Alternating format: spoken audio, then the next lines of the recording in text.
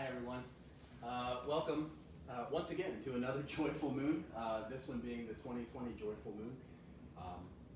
It sounds strange with everything going on in the world right now, especially in our country, especially the things that are focusing around injustices around black bodies. It sounds very silly to call this time the joyful moon. However, once we get into talking about a little bit about the moon, about the eclipse that's happening with the moon right now, some of these other things, I think it'll make a little bit more sense. It did for me while I was trying to put together some notes for today. If you have a ritual set up at home, an altar, some sort of place where you pray at home, join us there. If you have a water source there, a bowl with some water in it or some other kind of vessel, a fire source, some different sorts of offerings, that's wonderful.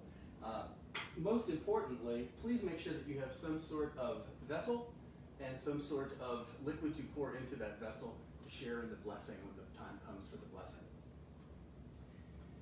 Tonight's rites are going to be, at least the offering parts of the rites are going to be done in silence, just actions only. I was thinking about this and thinking about how we could both say the things that need to be said to the people who need to hear them, but also leave enough space for things to arise in our experience, especially folks that look like me, folks that look like Reverend Missy, white folks, European folks, as it were. So in doing this silent rite, we're hoping to leave enough space so that things can not only arise for us, but arise for those folks in communities of color, to let them know that we are prepared to leave those spaces open for them. This is going to be a liturgy of action, which is really the time in history in which we find ourselves. This is a time of action. We used to say that this is a liturgy of offerings. Well, it is that, but those offerings are made through actions. So it's my hope that when we take away the normal flowery words, grandiose speech, and things that normally accompany ADF rites, when we take those things away, we're hoping that through our doing, we can still make the same prayer and the same offering and make things just as sacred. But we're making things sacred this time with our actions. That being said, I'm going to ring the chime 3 times. We're going to go through all of our offerings. Right before it gets time to make an offering to Moon, which is why we're here, I'm going to ring the chime once, and that's when I'm going to start talking again and tell you a little bit of the story about kind of where I was at as far as the joyful moon of 2020. After that, I'm going to ring the chime again, and the only other words that are going to be spoken are the words of the omen, right before the blessing. Everything else about this rite will be done in silence. If you have questions about these things, Reverend Missy is on the other side of the recording device, and she may be able to answer those questions for you. If we can't get to them immediately, then we will most certainly get to them at another time. Before we begin, once again, thank you for supporting our work. We're going to be debuting the new video technology at our summer solstice rites, which are upcoming. Please tune in to our YouTube page if you miss anything on Facebook Live. You can also support us through our Patreon, as well as myriad other ways. If you have questions or you want to support our work, reach out to us. We're happy to help answer those questions. So, with that, let's begin.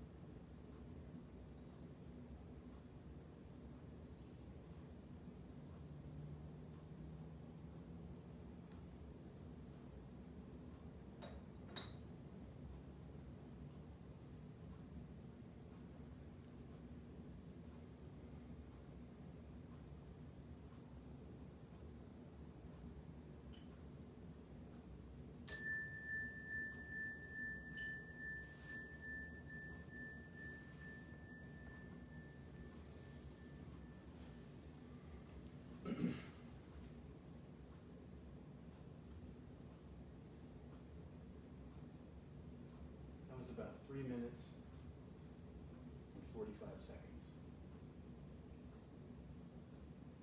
Over twice that is the amount of time that Mr. George Floyd was held under the knee of a police officer. Silenced forever. Time's very funny. Very strange. The time we find ourselves in right now, in Colorado, usually things are warming up. The green is here, the flowers have been in bloom, the trees are starting to fill up. People are starting to come out usually. The warm weather is here. The winter is pretty much officially over by this point. It's a time to be joyous here in this place. Moons, to folks like us, to Druidic folks, pagan, Wiccan, any sort of folks that pay attention to a lunar calendar, moons are very sacred. An eclipse, when that comes into play, usually negates all of the things that are positive and beneficial about the blessings of the moon for that season, for that time, which makes sense. If this is a time of joy, if this is a time of going back out and celebration, to be eclipsed would mean that these things are not going to come to us. It's going to be pretty much the opposite of that. That potential is going to be held in the dark. It's going to be held back. Well, while I was preparing for today, I got online and I was looking up a little bit about the eclipse. I was hoping to go see it in our backyard later this evening when it became present for us here in the US. And then I found out that the United States, and pretty much or the majority of North and South America, will not be seeing the eclipse. Only people on the other side of the world will experience the eclipse at a time where they can see it. Which got me to thinking, if we were our ancient ancestors on this land, looking into the sky, we would not see an eclipsed moon. So does that mean that the negative things about that eclipsed moon don't apply to us? And I started thinking, well, maybe this is joyous moon. Maybe I need to find things in the world that I can be joyful for in such terrible times. Maybe I should share that with people on the other end of the camera and say why they should be joyful and give them examples of where to find joy in these terrible times. And then, just like a ton of weight falling on me, it dawned that is ultimate privilege and remaining ignorant even though you know that things are different. We know. We are not our ancient ancestors. We are a global people. We know that there are places on the other side of the world that our ancient ancestors did not know about. We are not our past. We may be influenced by our past, and our past may have helped us to get to where we are now, but we don't have to be defined by that because we know better. Even though the eclipse is not going to be seen here where we are, doesn't mean it's not happening. Just because injustice is happening somewhere that we can't see it, doesn't mean it's not happening. We rely on science to tell us, hey, United States, it's eclipsing on the other side of the world. The moon is eclipsed today. And we can move forward with that knowledge, knowing what we have to do with that data. In today's world, we know better. We know more. So that means we have to do more and do better. That's the lesson. That's the joy to be found in this, is that even though we are hidden sometimes from that which is going on the other side of the world, as it were, we still know that it's happening. It still affects us here. That's the lesson of the moon this month. Know better. Be better. With that, we're going to make an offering to our sacred timekeeper, our moon above. We'll continue through the offerings in silence. We'll make the omen. We'll have a blessing. And then I'll bid you farewell until the next moon.